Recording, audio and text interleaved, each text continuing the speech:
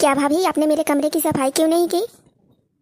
क्या तुम्हारे कमरे की सफाई? तुम्हारे कमरे की सफाई तो नौकर चाकर करेंगे कि हम करेंगे? हम नहीं करेंगे तुम्हारे कमरे की सफाई। तो आप यहाँ शादी करके आई किस लिए हैं कि अगर हमारे कमरे की सफाई नहीं करती हैं तो रहती क्यों है यहाँ पे? लगता तो ऐसे है जैसे तुम पूरे घर की सफाई किया करती हो। अरे ठीक है, हम नहीं करते हैं क्योंकि हम इस घर की लड़की हैं और लड़कियां यहाँ की काम धाम नहीं करती हैं क्योंकि ससुराल में जाने के बाद उसको सारे काम धाम करने ही तो पड़ते हैं।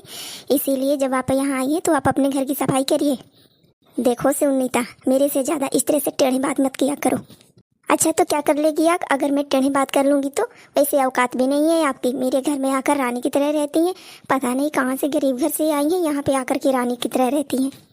देखो मेरे मायके वालों के बारे में एक भी शब्द बोला ना कि मुझसे बुरा कोई नहीं होता, जब समझी? हाँ हाँ पता है मुझे आपके मायके के बारे में। आपके पापा पेप्सी बेचा करते थे, उस पेप्सी की दुकान से मेरे भैया से शादी कर ली और तो और मेरे भैया को आपने कॉलेज में फंसा करके शादी कर लिया। तुम क्या समझोगी? गंवार जैसी हो ना, इसीलिए समझ में नहीं आता। मैं भले ही गरीब घर से हूँ लेकिन पढ़ी लिखी हूँ। उसे फंसाना नहीं, प्यार करना बोलते हैं। बड़ी आई प्यार करने वाली। अरे कम से कम एक बार तो सोचा होता प्यार करने से पहले कि घर का काम कौन करेगा। अरे तो नौकर चाकर लगे हैं काम करने के लिए, तो मेरी क्या ज़रूरत है? नौकर चाकर सारे काम कर देंगे। अच्छा सारे काम नौकर चाकर करेंगे तो आप क्या करोगी? घर में बैठ करके पुड़िया तो बनाने आता नहीं, रोटी बनाने आता नहीं, करती क्या हो? मैं पढ़ाई कर रही हूँ, मैं अपनी नौकरी की तैयारी कर रही हूँ, समझी? तुमको तो पढ़ना लिखना है नहीं, बस ऐसे ही आ जाती हूँ मेरे से मुँह उठा के झगड़ा करने के लिए। क्या मैं आपसे झगड़ा करने के लिए आती हूँ? अरे आपका खानदान झगड़ालू है, आपका घर झगड़ालू है, आपकी माँ झगड़ालू है। वैसे भी मैंने आपको माँ को एक दिन मार्केट में देखा था मौसी के साथ बहस करते हुए। सोने चांदी का सामान खरीद रही थी, वहाँ पे मौसी के साथ इतनी ज़्यादा बहस कर रही थी। हे भगवान, किसी की माँ ऐसी होती है? मेरी माँ को देखो कितनी सीधी सादी है। हाँ हाँ सीधी सादी तो है ही, तब तो इसीलिए तो बस कान भरती रहती हैं दूसरों का। अब किसका कान भर दिया मम्मी ने? किसी का नहीं। तुमसे कहने से फायदा ही क्या होगा? जाकर यहाँ से वहाँ झगड़ा लगा दोगी मंथरे की तरह। यहाँ की कान वहाँ की कान सुनती रहोगी, उड़ती रहोगी और कहती चलोगी, सबके बीच में एक दूसरे को लड़ाती रहोगी। देखिए भाभी, आप मेरे ऊपर इतना बुरा इल्जाम मत लगाइए। मैं किसी के साथ झगड़ा उगड़ा नहीं करवाती हूँ। अरे सुबह से मैंने ब्रश भी नहीं किया है, वैसे भी बेसिन गंदा था, आपने तो साफ भी नहीं किया बेसिन को। और बोलती है कि नौकर चाकर आएंगे तो सारा काम करेंगे। इतना सारा काम करेंगे, कल का जो वाइफर था वो आपने तोड़ दिया है। हाँ तो पानी हटा रही तो टूट गया, तो मैं क्या करूँ इसमें? तो हाथ से पोछा लगाइए ना, सफाई के लिए। देखो सुनीता, तुमको बुरा लग रहा है तो तुम अपने हाथों से खुद से कर लो, क्योंकि मेरे पास तो टाइम है ही नहीं। मैं पढ़ने जा रही हूँ, तुम्हारे पास टाइम होगा तो जाकर कर लो। क्या यानी कि मेरे पास टाइम है, आपके पास टाइम ही नहीं है? ऐसी भाभी किसके घर में होती होगी? और ऐसी ननद भी किसी के घर में नहीं होती। एक अक्षर पढ़ी लिखी नहीं है, पता नहीं कौन शादी करके ले जाएगा। अगर किसी ने तुमसे कोई क्वेश्चन पूछ दिया यूपीएससी का या फिर यूआरएल का फुल फॉर्म तो पता ही नहीं होगा तुमको। हाँ हाँ लगता है कि आपको गाँव देश का सबका फुल फॉर्म पता है पहले से। हाँ मुझे पता है, क्योंकि मैं पढ़ाई करती हूँ और तुम बस नखरे उठाती हो, झगड़ा करने के लिए मुँह उठाकर चली आती हो मेरे पास।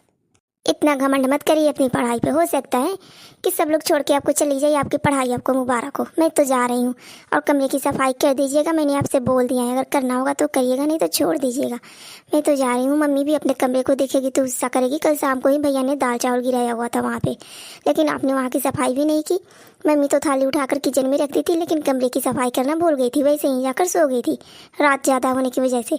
मैंने आपको बता दिया है, आपको सफाई करना है तो करिए, नहीं तो रहने दीजिए। मम्मी की डांट सुनने के लिए रेडी हो जाइए। क्या अजीत ने वहाँ पे दाल चावल गिराया हुआ है? कल तो मुझसे बोले भी नहीं है। हे भगवान, अजीत इतने बड़े हो गए हैं और इनको अकल नहीं है खाना खाने का, जहाँ खाना खाते हैं वहाँ गिरा देते हैं। हाँ तो पढ़ाइए ना उनको भी, पढ़ी लिखी है, पढ़ाई करती है तो भैया को भी थोड़ा सा पढ़ा दीजिए, अकल दे दीजिए। गिर जरूर तुमने गिराया होगा और भैया का नाम दे रही हो अपना। मैं झूठ नहीं बोलती हूँ, जाकर मम्मी से पूछ लो किसने गिराया है। मैं क्यों पूछने जाऊँ? तुम्हारी घर है, तुम साफ करो। यानी कि मम्मी का कमरा भी मुझे ही साफ करना पड़ेगा, आप नहीं साफ करोगी? देखो सुनीता, मैंने बोल दिया अभी मेरे पास टाइम नहीं है, मैं जा रही हूँ थोड़ी सी पढ़ाई करने। हाँ तो जाओ ना पढ़ाई करने, पढ़ी लिखी भाई बहू। हे भगवान, कैसे लोग हैं ये लोग, शिक्षा को कोई भी मान्यता ही नहीं देते हैं। जहाँ बात करो पढ़ाई लिखाई की तो लगते हैं झगड़ा करने के लिए। अब मैं क्या करूँ, मैं तो जा रही हूँ अपनी पढ़ाई करने। सुनो जी, अभी के लिए कहाँ जा रहे हो? अरे बाबा ऑफिस जा रहा हूँ। ऑफिस? और क्या बोल रही हो? मेरी बात ध्यान से सुनते जाओ। तुम्हारी बहन ने क्या बोला है उसका जवाब तो देते जाओ। क्या बोला है, जल्दी से बोलो।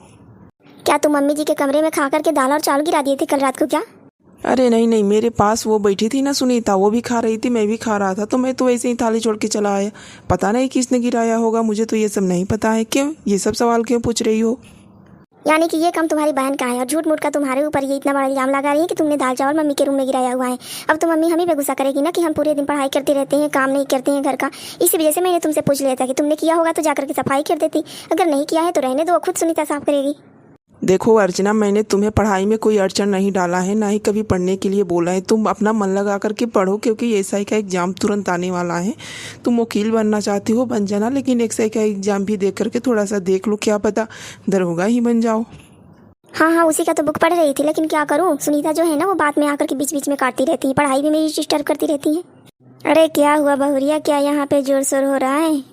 मम्मी जी, आपके रूप में दाल चावल किसने गिराया हुआ था? सुनीता ने गिराया था या अजीत ने? अरे सुनीता को ही खाना खाने नहीं आता, उसी ने गिराया होगा। क्यों, क्या हुआ, अब क्या हो गया?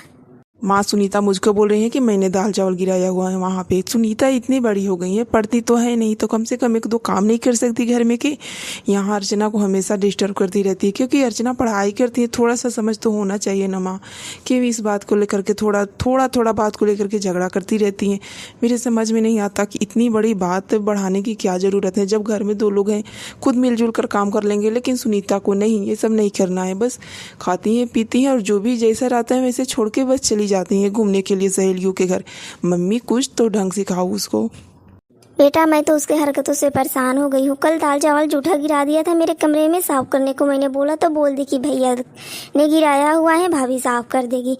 अगर वो गिराया है तो तू साफ कर देगी तो क्या हो जाएगा, प्रॉब्लम में तो नहीं पड़ जाएगी। लेकिन मैं क्या करूँ बेटा, मैं परेशान हूँ, लेकिन मैं बहू को परेशान नहीं करती हूँ, उसे पढ़ने लिखने से भी कभी मना नहीं करती हूँ। तो पूछ लेना बहू से भी। हाँ मम्मी जी, आपने तो मुझे पढ़ने से कभी मना नहीं किया। मना तो उसने भी नहीं किया है सुनीता ने, लेकिन हमेशा बीच में आकर काटती रहती हैं। जब भी पढ़ने बैठ जाती हूँ ना, तब बीच में आकर के बस काटती रहती हैं। कोई भी पढ़ाई पूरी करने ही नहीं देती।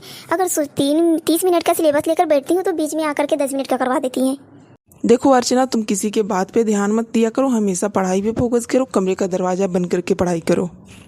हाँ बहू, सबसे बड़ा अच्छा आइडिया है, कमरे का दरवाज़ा बंद करो। मैंने ही बोला हुआ था कमरे का दरवाज़ा खोल के पढ़ने के लिए, क्योंकि उसमें खिड़की ज़्यादा नहीं है ना, गैस बनाती है गर्मी के मौसम में, इस वजह से। लेकिन तुमको डिस्टर्ब हो रहा है तो कमरे का दरवाज़ा बंद कर लो। हाँ अर्चना, कमरे का दरवाज़ा बंद करके तुम पढ़ाई करो, सुनीता कुछ नहीं करेगी।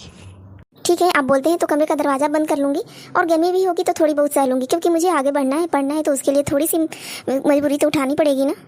हाँ अर्चना, मुझे तुम पे गर्व है, जो इतनी पढ़ कर के इतनी आगे निकल गई हो, आगे पढ़ना चाहती हो।